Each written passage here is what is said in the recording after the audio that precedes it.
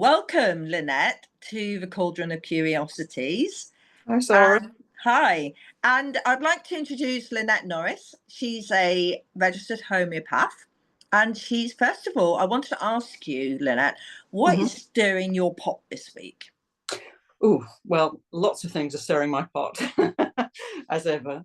But I suppose if I had to sum it up, it's what I've been thinking about the most is frequency, energy, and intention, and how those three things inform, well, so much magic in the world. And they really help me with homeopathy and something I've recently brought along, which is sound healing, tuning forks. And I realized that because homeopathy is an energy medicine, and that's all based on frequency, and we bring the remedy to the body, and the body takes up the frequency that it needs to push it into, perfect health, to healing. And the forks do exactly the same thing. So I realized that I could integrate the two of those. And when the body is shown the energy or the frequency that it needs, it kind of sucks it up. It's extraordinary how much it sucks it up. And yeah, I've been getting amazing results combining the two.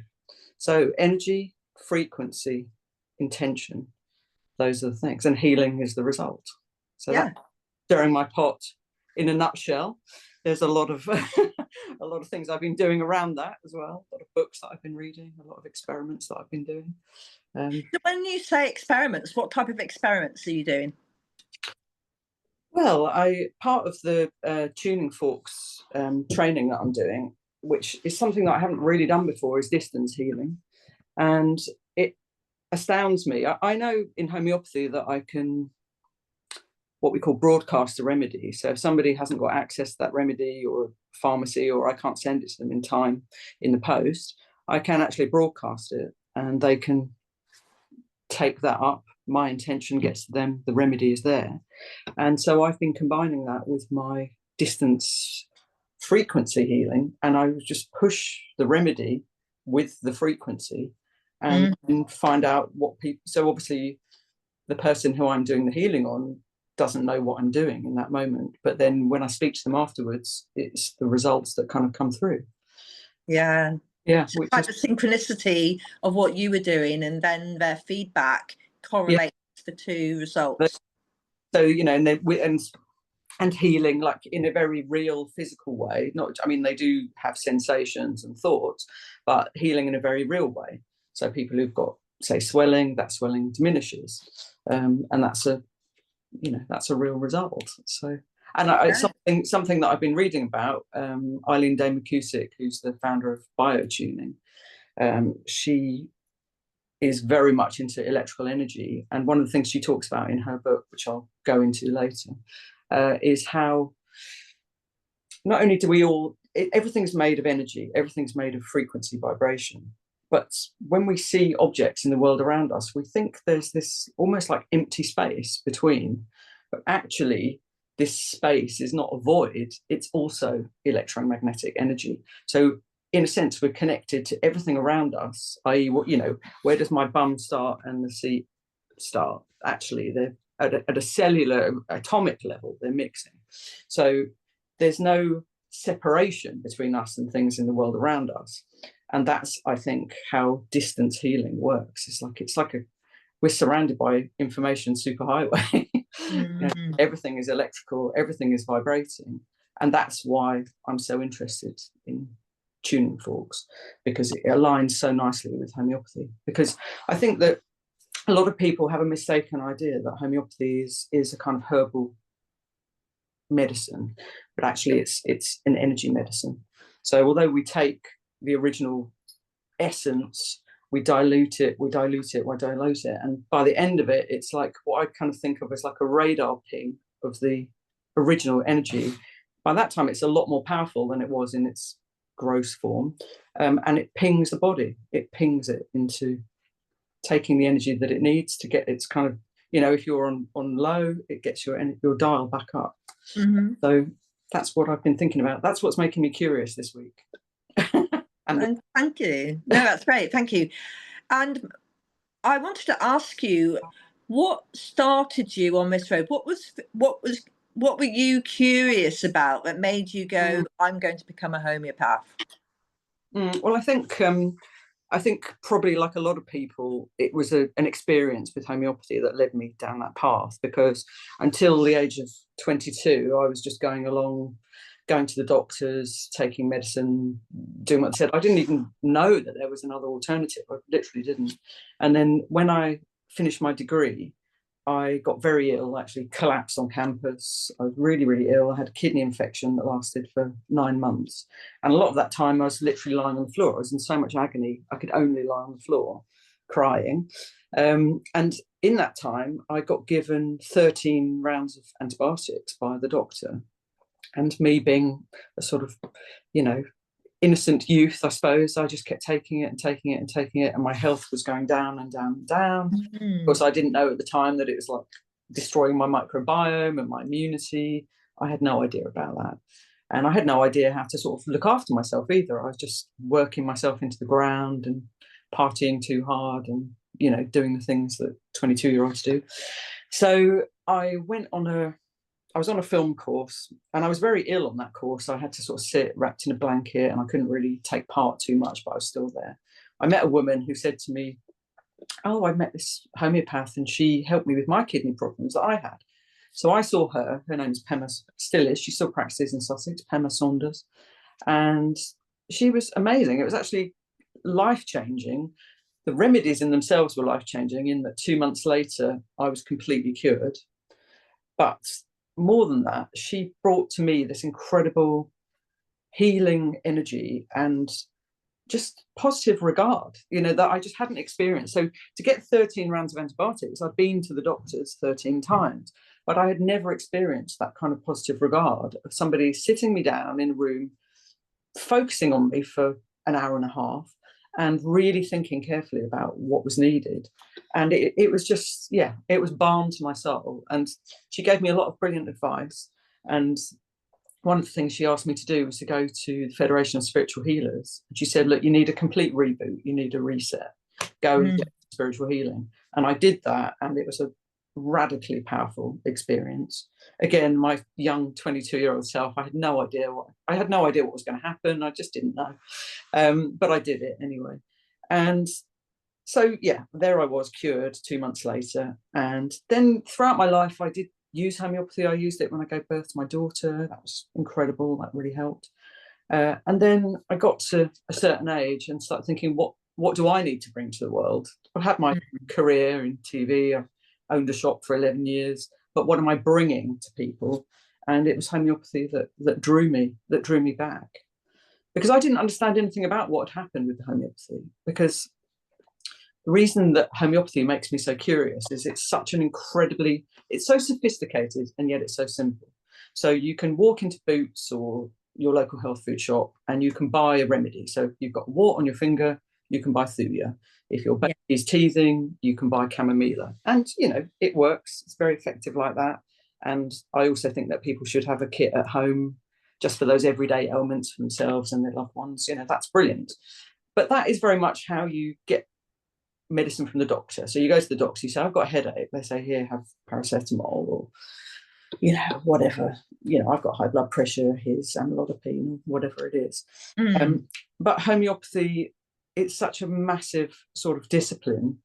In homeopathy, we can go back into the past. We sort of recognize that there's no duality between mind, body, and spirit, tripleality, whatever that is.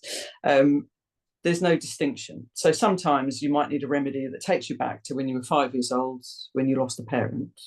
It might be when you were 25, you were in a car crash. And there's that idea of never been well since, that something that has an impact on you, a trauma, an accident, a loss, is going to impact your health, you know.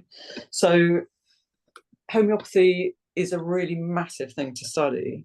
And yeah, it's epigenetic, it's completely physical, it's spiritual, it deals with illness, it really encompasses everything. So anyway, what brought me to it then is just this, because I love learning so much. I think you could live 3 lifetimes and still wouldn't learn everything that there was to learn in homeopathy, you know. And every person that comes through my door, I recognize that they're completely unique. So I sort of sit down for an hour and a half, 2 hours with that person, and I want to know everything. I want to know about what they know about their birth, what they know about their grandmother's health, you know, Mm-hmm. the kind of house they live in, what they like, what colors they like. I think people, if they don't know about homeopathy, when they come, they think, why on earth is she asking me these questions? Why is she Yeah. asking me what food I like or don't like? But I'm building up a picture because I've got 4,000 remedies at my disposal. And so if you go to a professional homeopath, you're going to get something. It takes you as your whole unique self and meets you where you are with the energy that you need to heal. So that's a rambling way of saying it's just endlessly fascinating. And so are people endlessly fascinating. So that's what brings me to it. I know. It's one thing I am endlessly curious about people and why they do what they do, and I will often sit and think, what's going on there? What's happening? But I am that person that likes to look over the hedge. I am, as I said to somebody before, I think I was a cat in a previous life. I know I was a dog in a previous life because I did some past life regression, and they said look down, and I was expecting to see feet, but they weren't human. They weren't human feet. There was a pair of dog legs there. Oh, A bit of a shock, but yeah. maybe explains a thing or two about why I don't fuss dogs. I like them to come to me, Yeah. and yeah, there's a lot of protocols with them, aren't there? Which I'm quite happy to abide by. Yeah. You've got good boundaries with dogs and they respect yours. Yeah, nice. Yeah, very much so. But yeah, it was.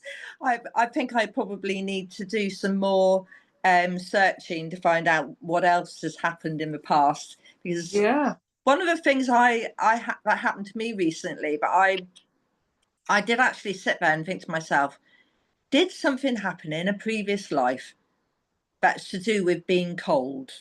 Mm. Because I consistently find myself living in places that are never warm, and I think, what is it? What is going on? That's so interesting because there's a remedy. Well, there are lots of remedies to do with cold in homeopathy, but one of them is called Veratrum Al, and getting to very cold states of being is one of the sort of key symptoms. And there's another remedy called Lac caninum, which is Mm, dog milk.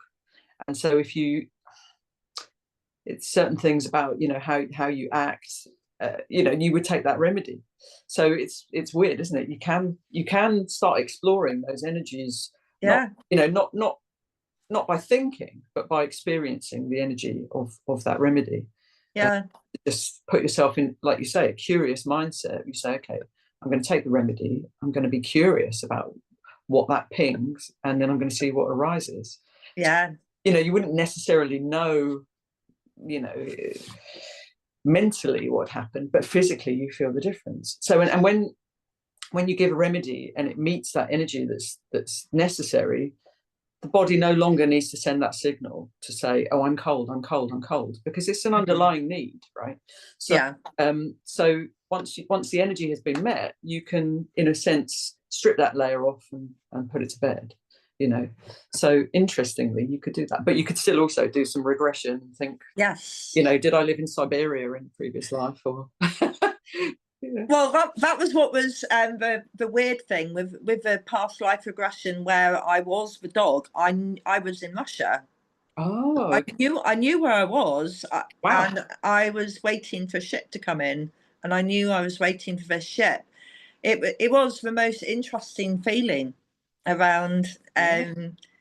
and the sky was almost. It was like it was on fire, the red sky, and yeah. Even now, I can see the view really clearly. Wow. And I suppose like if we were talking about a remedy for that, then you would be thinking, what was your feeling? What was your sense? A bit like a dream analysis. It's not just like what's happening. It's how you're feeling it. Mm. What's occurring for you at that time Yeah, is a sort of insight, isn't it? So, yeah. yeah. I got a real sense I was waiting for someone, which is why I didn't assume I was a dog. I thought I was a human waiting for Wow. someone, waiting for this ship. And when we got there, look down at your feet so you can see who you are. I looked down and I went, oh, I think They were the legs of like a wolfhound. Oh wow! So Yeah, you're waiting for your master or mistress to yeah, somewhat. Yeah, see. Wow, I love that. yeah. They were definitely too hairy to be the legs of a lady who's not shaven yet. Either Bilbo Baggins or Yeah, very short feet.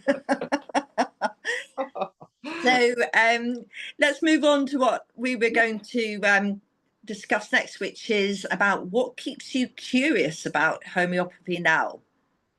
Well, I mentioned that there are so many different remedies and so many ways to apply them. There's so many ways to categorize, to sort of slice and dice, and learning new things all the time. And I think what I've been interested in the last few months, here's my dog now, the last 6 months is there's a homeopath in America called Ambika Waters. Mm-hmm. She deals, again, she deals with energy medicine, of course, because she's a homeopath, and she specializes and has created color and sound remedies. So if we think about the chakras as a useful tool to think about our sort of energetic body, she has created remedies that align with the sound and the color of those chakras. And so when people come in and they talk about what they want or what they need, she can meet that with those beautiful remedies that she's created. And I just think that's incredible. There's also a new homeopathy school in Forest Row called Golden Spiral School, and that's run by someone who when I graduated in the same year as her, Denitsa Apollina Matic, and she has been proving, when we make new homeopathic remedies, we prove them. And I took part in the proving with her of the golden spiral, the golden ratio. So we have our classic sort of belladonna, arsenicum, the homeopathic remedies that people know, but then there's a whole set of remedies called the imponderables. So a color isn't abstract, but it's to create it into a remedy, or to make the golden ratio into a remedy, is a new way of thinking about homeopathy.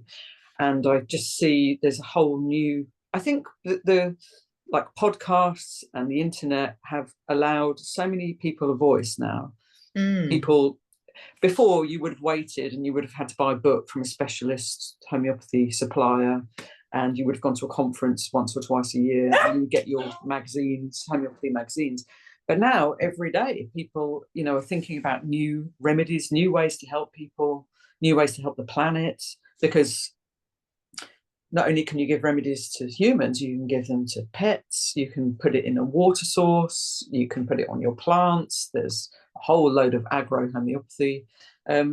So it's endlessly fascinating. There's just, every day I turn my computer on, I learn something new, and it's, I love it. It's great.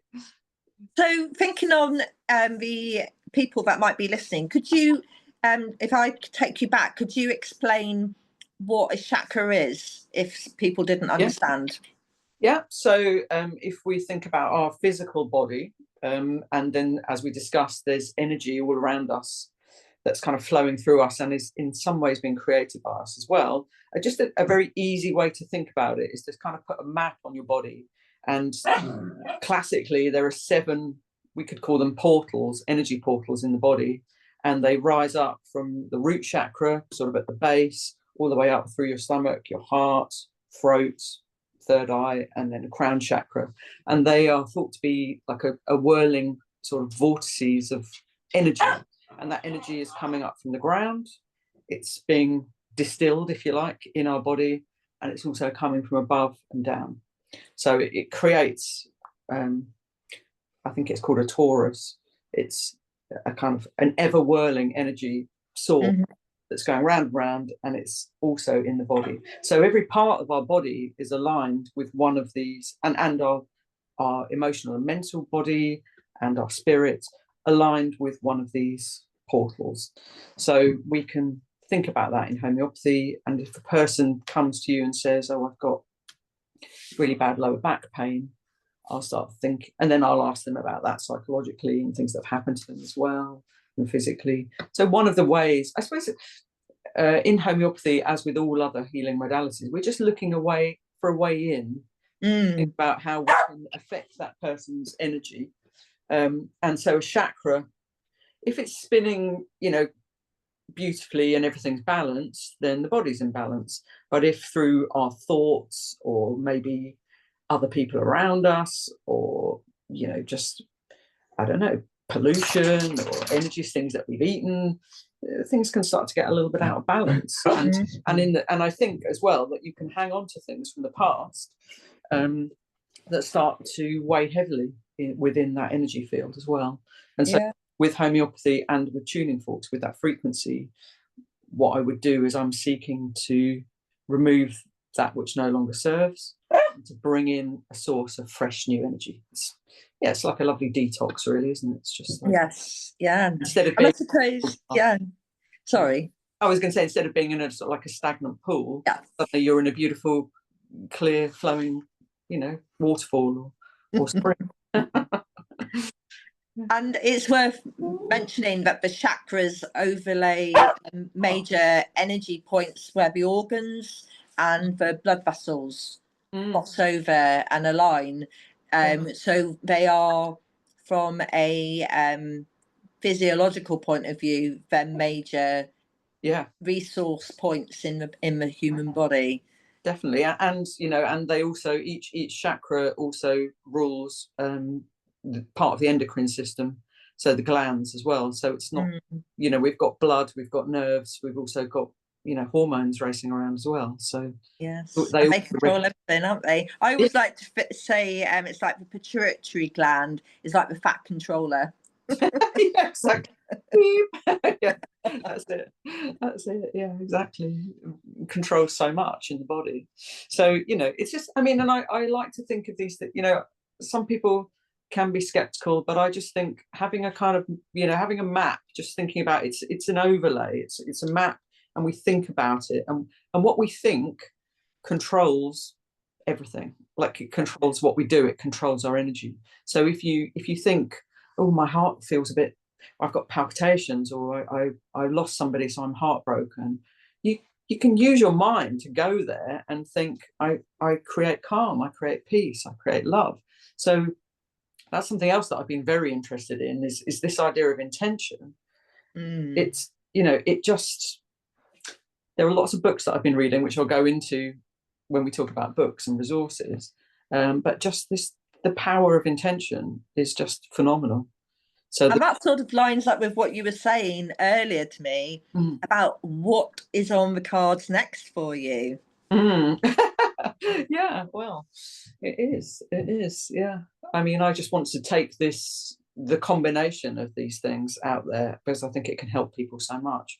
Because I realise that homeopathy, a lot of the time I'm talking with people, and I'm discovering their narrative, like how they think about themselves, and I'm trying to get my head into theirs and think about that so I can help them. But it is, at the end of the day, I'm talking with them, and I give them the pilules, which is a sort of tablet to take away, and then their body does what it needs. But with the tuning forks, it's experiential, like it happens at that moment. So when we're in a session together and we're attuning and getting into resonance, then it happens at that moment, while they're in the room with me.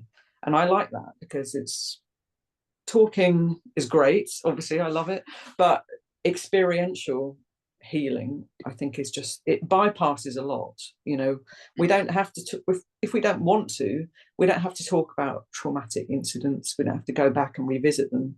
It can make people feel very safe, and again, meet them where they are, but at that instant, it's instantaneous. So, and everyone knows sound, everyone knows the feeling of sound in the body, and it just seems such a remarkable way to take remedies in, or without remedies, as a healing modality in its own right. So that's where I feel like I'm going, is frequency plus energy plus intention equals healing.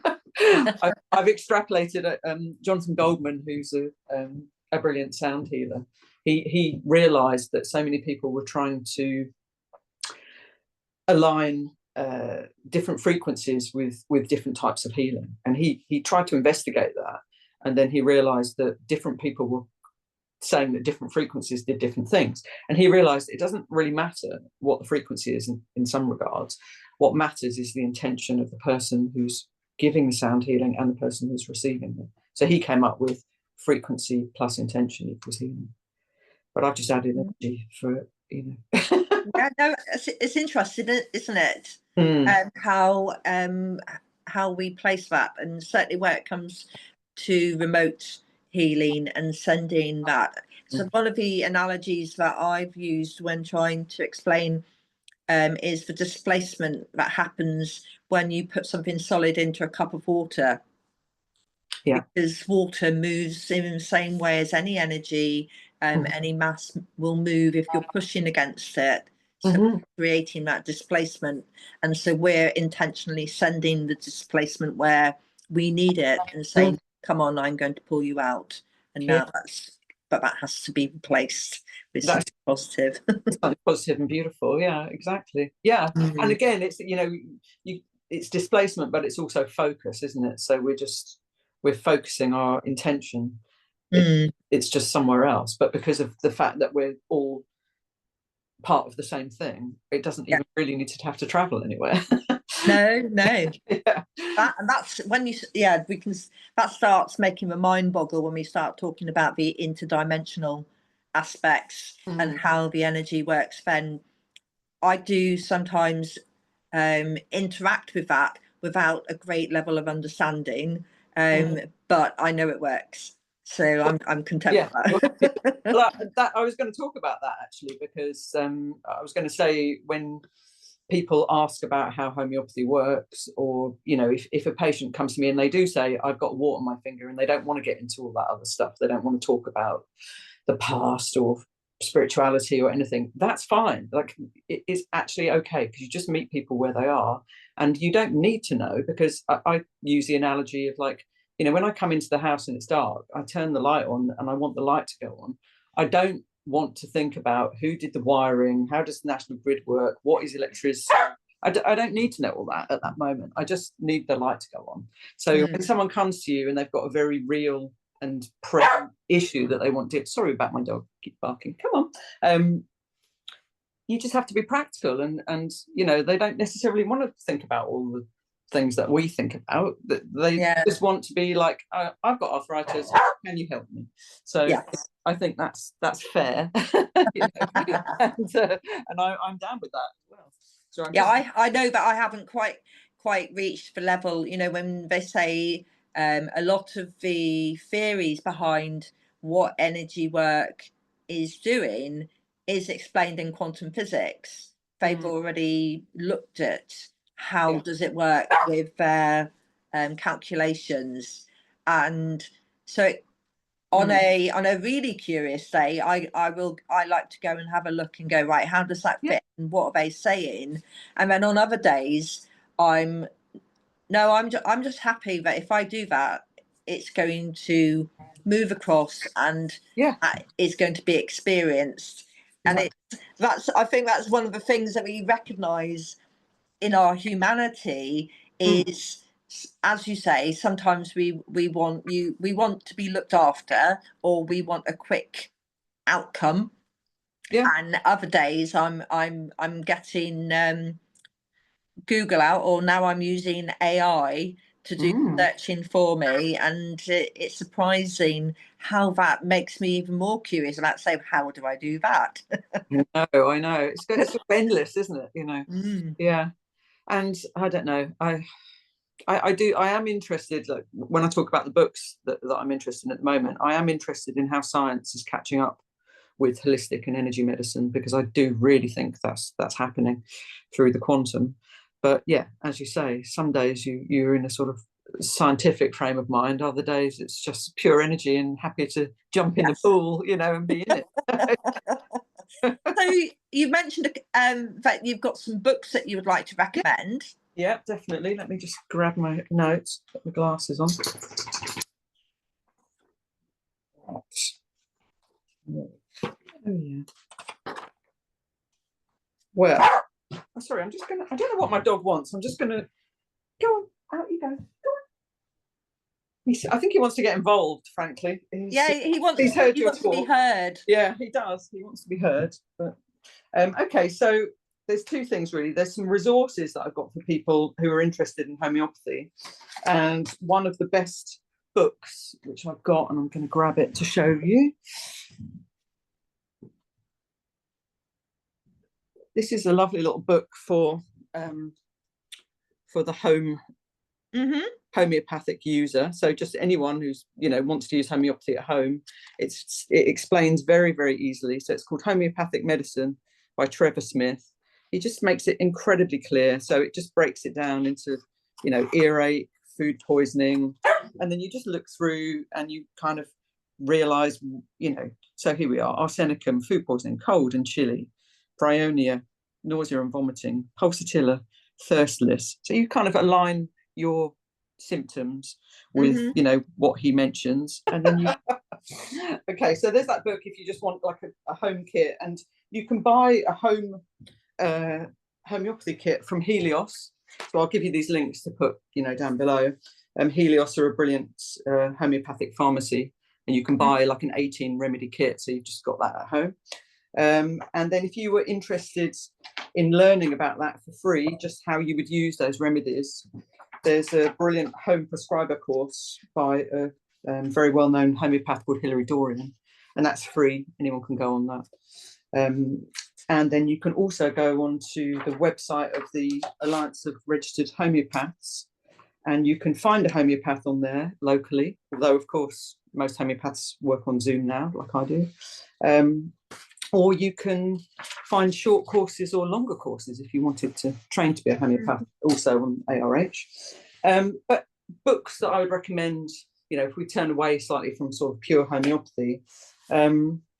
So as I say, I've been thinking about energy and the power of the mind to influence not just health, but like joyful, fulfilled living, how we talk to ourselves, how we think about ourselves and the world around us. And so I've been reading 3 books on that subject. One is called Mind Magic by Dr. James R. Dosey, and he's a neurosurgeon, and he takes the sort of much maligned science of manifestation, of intentional thinking, and he talks about it in a scientific format. So he talks about how that can work, and he used it in his own life with incredible effects, and he's a doctor and a neurosurgeon. So he breaks it down into how the brain is responding when you're doing those sort of things. And then at the end of that book, he's got a 6-week course of how you can bring that into your own life as well. So it's brilliant. And then another book that I've been reading just this week is it's called The Mindful Body, and by Ellen J. Langer. She's a Harvard professor of psychology, and she is talking about how science is catching up with the holistic professions, and this old idea in medicine that the brain is where thinking happens, and it's a sort of a mass above a machine, and that you can affect how the machine works with medicine, but the two things have no impact on each other. She's completely disproven that in a series of really, really interesting experiments. And so not just how the mind influences what happens to the body, but also how you treat your body also affects your mind as well, of course. Of course, because they're not separate. So yeah, there's just some really great experiments in there. Like they took a group of elderly men in their 80s, and they sent them back in time by getting them to live together in a house. And they went back, I think 1989 they went back to, and they made the wallpaper, the furniture, the programs they were watching, the music on the radio. It was all set in 1989, and they were told, you are now in 1989. And before they went, they'd taken all their sort of blood markers, etc., etc. When they came out of there, they were essentially 20 years younger, because they then tried their grip strength, their microbiome, their cognitive processes. A lot of them had rewound 20 years. So wow. Purely like how they were thinking and feeling had a massive impact on their health. So, and there's a lot more like that in the book. It's really, really great. And then that ties in, doesn't it, a lot with how if we choose to become the ill person, yes, and what is it that's what is the benefit, and is it a choice, but what's driving that motivation in that space? And that would be work that you probably do when you go into people's past, finding out why are you in this position, what happened, exactly, how did it sort of send your energy off course. And so the remedy and the work that we do is about empowering those people to, you know, live their best life, to have access to maximum energy, etc. Not, and it's never that is never to be judgmental. Or I know there have been criticisms in the past about if you always think that thinking affects your health, you're making ill people feel bad, but that's not what it's about at all. It's just again, it comes down to curiosity. It's not about judgment, it's about curiosity. It's the what if, isn't it? So how would my day be if I tried this instead? Would it make a difference? Let's try. And being that person who says, "Let's try it. Let's give it a go," rather than having a rigidity around trying. Being the identity of being that ill person. So and there've been some great even TV programs. I think it was Michael Mosley. About people with fibromyalgia and really bad back pain that are very heavily reliant on painkillers, and the idea was stop giving them painkillers and start moving and thinking in a different way about the body, again with remarkable results. The people virtually bedbound or even in wheelchairs are walking by the end of a 3-week program without painkillers. So, it is, the power of the mind is amazing, as we know. So the third book that I wanted to talk about was someone who I mentioned earlier, Eileen Day McCusick, who founded BioTuning, the tuning fork protocol, many years ago. And she wrote a book a couple of years ago, Electric Body, Electric Health, using the electromagnetism within. And I just think it's absolutely fascinating, her insights into it, because she's a very practical person. She's not a guru type, she's not wafty. She's very sharp. She's very kind of incisive, and she doesn't want to just use something without knowing how it works. So as we were talking earlier about quantum physics, she did her whole, I think, MSc about electromagnetism and how sound affects it, how sound promotes healing in the body. And it's a really fascinating read. And I think she's also got a chart at the back of the chakras and how, like say if you've got a pain in your foot, how does that tie in with chakra? So yeah, I'll send you all these links anyway, so you can put those on. But brilliant. So I'm awash with thoughts about energy, frequency, and intention. Where I am. So yeah. Thank you. Well, thank you very much, Lynette, for coming on today and talking to me about what makes you curious regarding homeopathy and energy. It's my pleasure. It really is. Yeah, lovely to talk to you.